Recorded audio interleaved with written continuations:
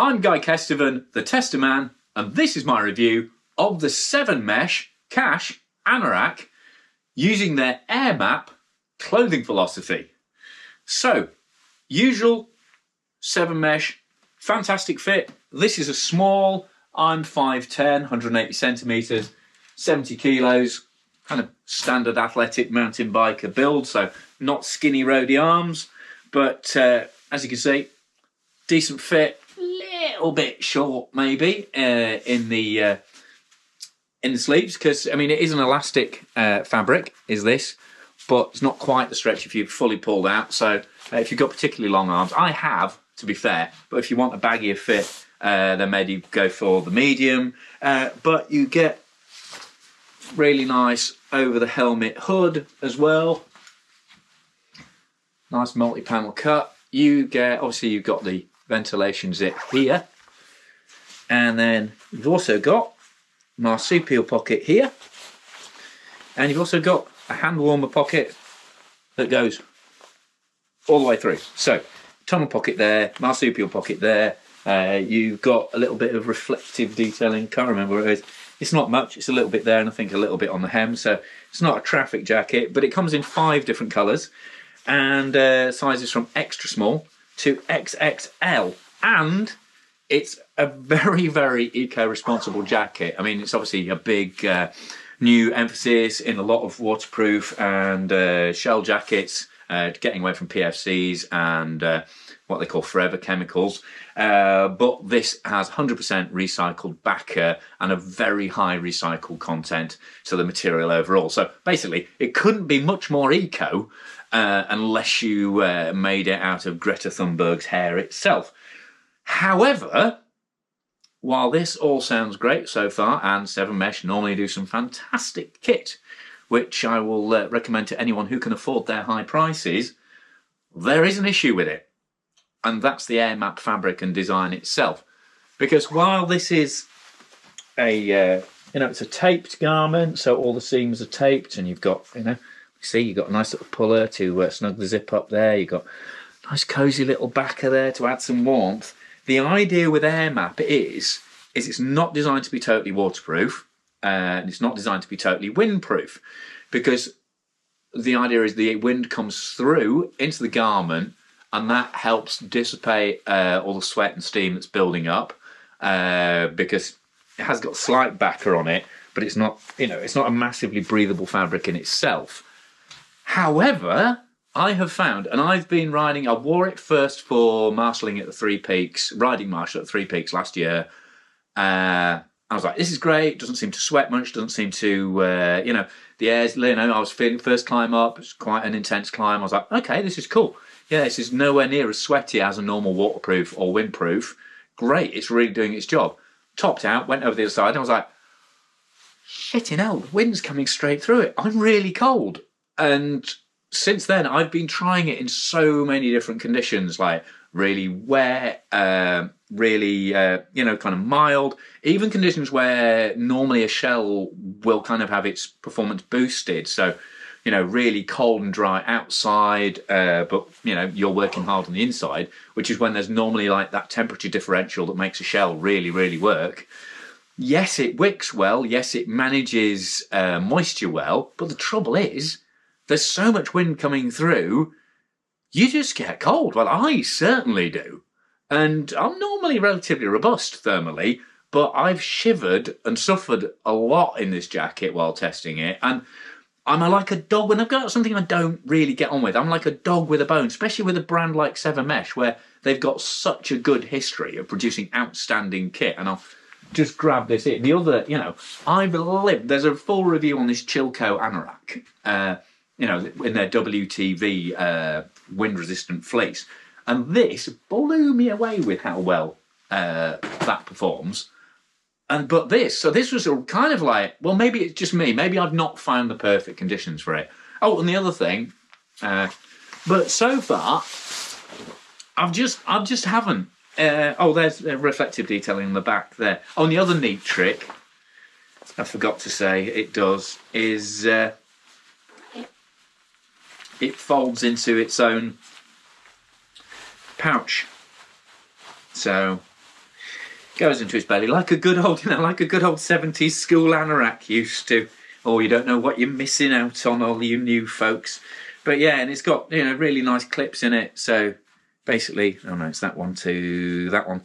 So once you've folded it up, you can just clip it onto your bars and it stays there like a little bar bag, which is a really, really nice feature. And particularly handy with this jacket because, frankly, a lot of the time I just thought, well, why am I bothering wearing it? It's making me sweatier than I need to be without really giving me any extra protection. And also, it's relative, it's relative compared to like a properly light windproof.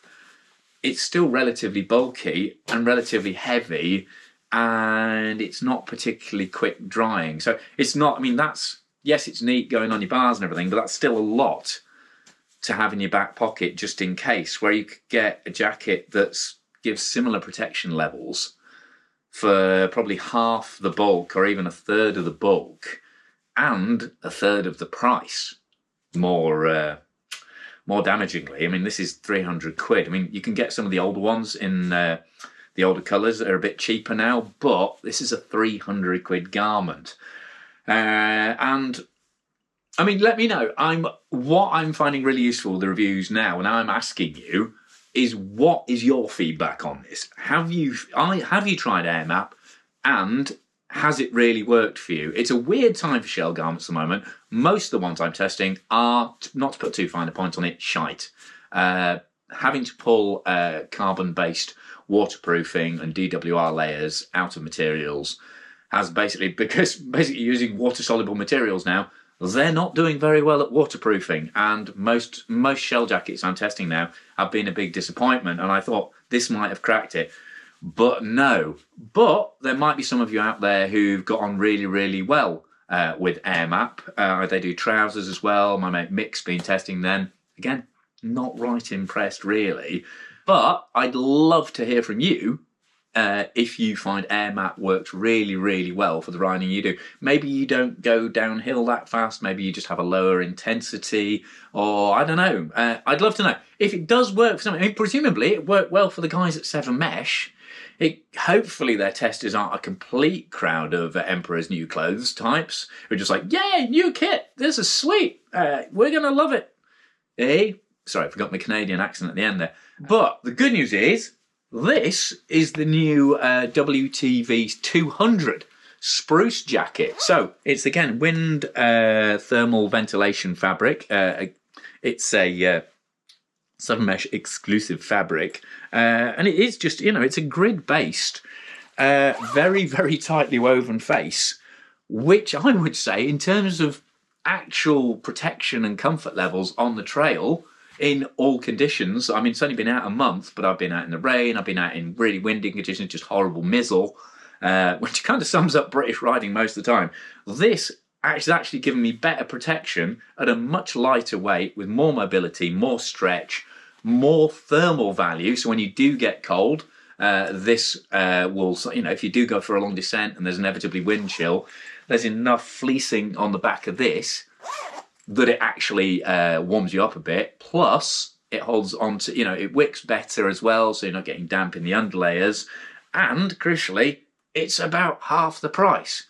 So this seems like basically this is giving me all the performance attributes and sort of mixed weather winds that I was looking for in this at half the price. And then, if you really want proper weather protection, then get something like the 7 Mesh Sky Pilot jacket, which I reviewed a few years ago now, and I would show it to you now, but I lent it to my mate Neil for a ride probably 2 years ago, and he's basically lived in it since, so I haven't the heart to take it back off him.